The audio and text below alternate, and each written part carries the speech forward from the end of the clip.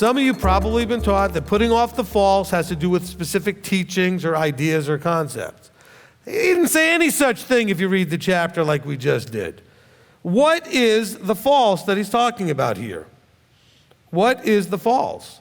He's going to explain to us here. Starting in verse 24, he says, it's a renewing of a man, and further back he said, this Gentile mind, an old Jew, that was a problem. That was false. You're now renewing to what is true. Don't let this be, well, the false was the Catholic Church, or the false was when I was in paganism. The false was, that's all true. That was false. That's not what he's talking about here specifically. You thinking that the old Jew was just fine, that was false. You're thinking that when he says you have not so learned Messiah, but you thought you understood Messiah, that was false. Don't give place to, because we're talking about a mindset here, aren't we?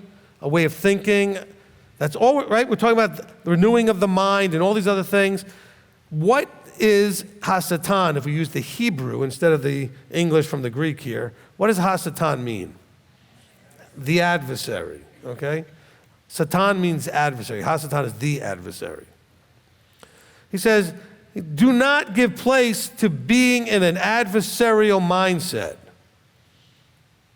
Adversarial, not really the main point being adversarial to each other, but being at an adversarial relationship to the one who created you, who instructs you how to be with each other. So I'm not saying that it's not about not being adversarial with each other. It is. But that's a part of the bigger picture that when you do these things, you're actually being an adversary to the one who instructed you. So when he's talking here in verse 29 is that you, if you're doing all this, you're burying the old man, you're renewing yourself in the right mindset, you're going to not tear people down. You're going to only speak that which builds up. Wow, that's not going to be easy. But that's what he's talking about here. Because some of you are thinking, well, I never use those words. It's not talking about those words. Okay? No corrupt word. That's word that has become, that's a rotten word. Like rotten fruit. By the way, when it talks about a good tree bears good fruit and a bad tree that word, there's the same word for bad fruit is corrupt, rotten fruit, useless. So to give you another way of understanding that word, how he uses it in other places. So you all know the verse that says a good tree bears a good fruit and a bad tree bears bad fruit. So the word bad doesn't really give you the idea. It's rotten, useless, and not as designed. Corrupt means not as intended. So do not speak out of your mouth that which is rotten, useless, or not as he intended you to talk to people. He says, but he's saying, look, when you're doing all this, understand, you were, when he called you, you were marked and set apart to be there in the end. You were selected to be there in the end. You weren't guaranteed anything, but you were selected and chosen at that moment to be there. Because you couldn't be there if he didn't tell you, by opening your eyes and mind and heart. And if he didn't communicate with you, you couldn't get there. You'd still be a Gentile, darkened in the mind and having nothing. Strangers of the covenants, like in chapter 2, right? He says, you were there, in verse 11 in chapter 2, therefore remember you once Gentiles in the flesh. He says that at that time you were without Messiah, excluded from citizenship of Israel, strangers from the covenants of promise, having no expectation, and without Elohim. That's where this is the context of chapter 4 and 5 comes out of chapter 2, obviously. We need to forgive as Elohim also forgave you in Messiah. Now we're talking about Elohim level forgiveness. Elohim forgives. Is there any sin that you can do that he doesn't forgive? If you commit murder, can he forgive you? Can you commit adultery, can he forgive you? Can you steal, can he forgive you? Can you do idolatry, can he forgive you? I mean, what is it that you can do that he can't forgive you as far as it's a standard sin? Because everybody that's being called has done any or many of those things. All of us have done something on the list. Not the list I gave, but the full list, okay? Because maybe the few items I listed you didn't do. But you've done something, and you do them on a regular basis. All fall short. Yet, how do we then judge one another when the forgiveness has to be an Elohim level forgiveness? You, all of you, never, okay, let's be clear, never have the authority to tell somebody they haven't forgiven. Knock that off. Well, I don't know if I'm having a problem because my best friend or my mother or this one or that one told me that I have an unforgiving heart because I haven't reconciled with them. That's not forgiveness, that's reconciliation. Don't listen to that. Nobody has the right to tell you whether you've forgiven somebody or not. You know the truth, and you know if you have or you haven't. I've got people so confused because people are in their face, they don't even know if they're forgiven or not. Well, I don't know, maybe I haven't. Why? Because I don't want to restore that. Well, forgiveness is not restoration. Now, it's a necessary step if you want to restore, but you don't have to restore. This is Paul talking to the Ephesians about something that's going on there. And all of it ties together because this goes all the way back to chapter 2 and probably all the way back to the beginning of chapter 1.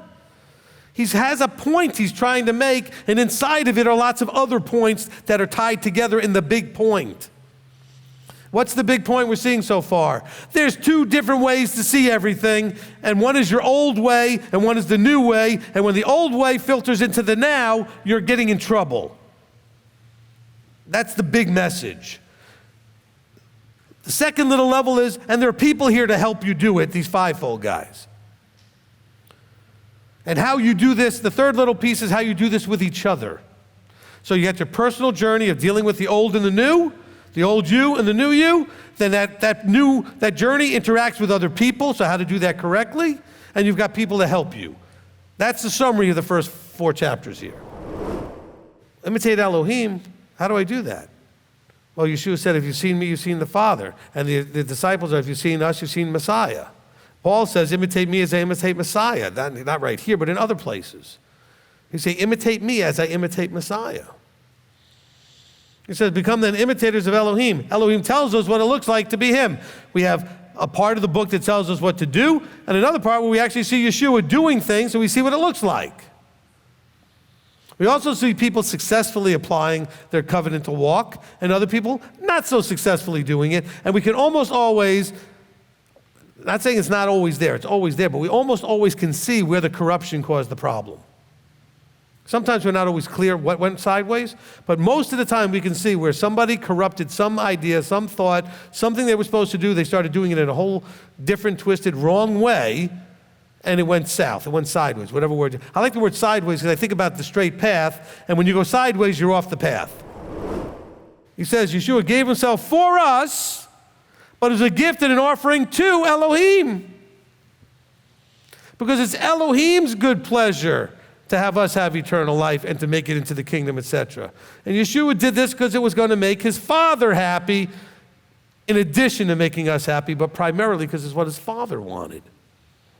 Love your wife, love your husband, love your children, love whatever, because it will make Elohim happy. I don't want to make them happy. They're so rotten. No, do it because it makes him happy.